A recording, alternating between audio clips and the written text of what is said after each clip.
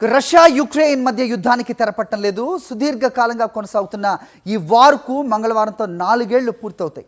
ఇప్పటికే ప్రపంచ చరిత్రలో సుదీర్ఘ పోరాటంగా నిలిచిన ఈ యుద్ధం కారణంగా ఇరువైపులా కూడా లక్షలాది మంది సైనికులు మృత్యువాత పడ్డారు.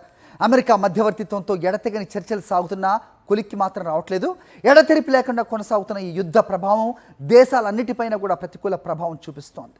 ప్రపంచ చరిత్రలో సుదీర్ఘ పోరాటంగా నిలిచింది రష్యా యుక్రెయిన్ యుద్ధం. రెండవ ప్రపంచ యుద్ధంలో నాజీలను ఓడించడానికి సోవియట్ యూనియన్ కు 1418 రోజులు పట్టగా రష్యా యుక్రెయిన్ యుద్ధం గత నెలలోనే ఈ సమయాన్ని దాటేసింది. అప్పటి యుద్ధంలో బెర్లిన్ వార్కు దూసుకెళ్లిన రష్యా సైన్యం ఇప్పుడు సరిహద్దుల్లోని యుక్రెయిన్ తూర్పు పారిశ్రామిక ప్రాంతాలను స్వాధీనం చేసుకోవటానికి తీవ్రంగా కష్టపడుతోంది. 2014లో యుక్రెయిన్ పై దండెత్తిన రష్యా క్రిమియా ద్వీపకల్పాన్ని ఆక్రమించుకుంది. 2022 ఫిబ్రవరి 24న యుక్రెయిన్ పై ఏకపక్షంగా దాడులకు దిగింది. అప్పట్నుంచి పోరాడుతున్న యుక్రెయిన్లోని 20% భూభాగం మాత్రమే ఆక్రమించుకోగలిగింది. ప్రత్యర్థి భూభాగంలోకి చొచ్చుకెళ్లే విషయంలో మాస్కోకు తీవ్ర ప్రతిఘటన ఎదురవుతోంది. గతంలో ఏ యుద్ధంలోనూ వాడనంతగా ఈ వార్లో డ్రోన్లు వాడుతున్నాయి ఇరు దేశాలు. రష్యా యుద్ధ ట్యాంక్లను యుక్రెయిన్ డ్రోన్లు విజయవంతంగా పేల్చేశాయి. జామర్లకు దొరకకుండా ఆప్టికల్ ఫైబర్ డ్రోన్ను రష్యా రంగంలోకి దింపింది. డ్రోన్ల సాయంతోనే యుక్రెయిన్ విద్యుత్ వ్యవస్థలను ధ్వంసం చేసింది రష్యా. దీనికి ప్రతిగా రష్యా చమురు నిల్వ కేంద్రాలను ధ్వంసం చేసింది యుక్రెయిన్. రష్యా యుద్ధ నౌకలతో పాటు వైమానిక స్థావరాలపై కూడా డ్రోన్స్తో అటాక్ చేసింది.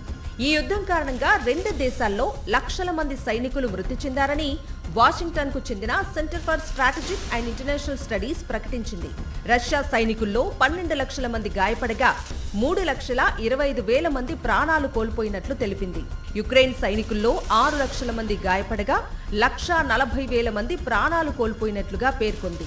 ఎన్నో యుద్ధాలను ఒంటి చేత్తో ఆపానని చెప్పుకుంటున్న అమెరికా ప్రెసిడెంట్ డొనాల్డ్ ట్రంప్ కు ఈ వార్ కొరకరాని కొయ్యలా మారింది. నాటోలో యుక్రెయిన్ చేరికతో పాటు తాము స్వాధీనం చేసుకున్న ప్రాంతాల నుంచి జెలెన్స్కీ సైన్యం ఉపసంహరణకు పుతిన్ పట్టుబడుతున్నారు.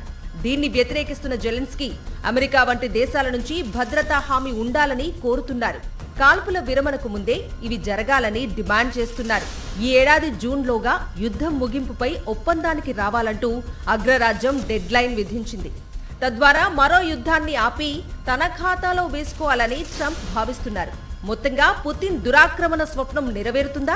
నాటో కూటమి సాయంతో జెలెన్స్కీ సేనలు విజయం సాధిస్తాయా? ట్రంప్ అనుకున్నది సాధిస్తారా అన్నది తెలియాలంటే మరికొన్ని నెలలు వేచి చూడాల్సిందే.